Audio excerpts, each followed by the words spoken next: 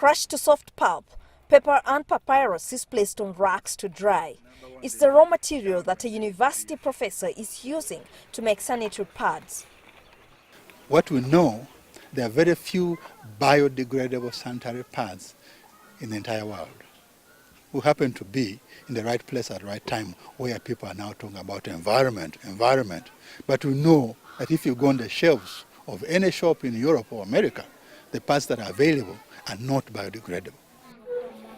MUSAAZI conceived the idea after research on girls in Uganda revealed that many were missing school because they either did not have or were using inappropriate sanitary protection. The reality is there are about 10 million Ugandan women and girls who actually menstruate on a monthly basis.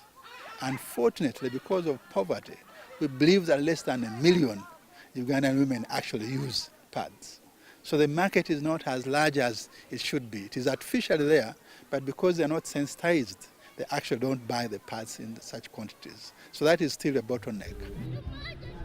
The target group for the locally made pads are girls in rural Uganda. But the problem is also experienced by some girls in urban schools.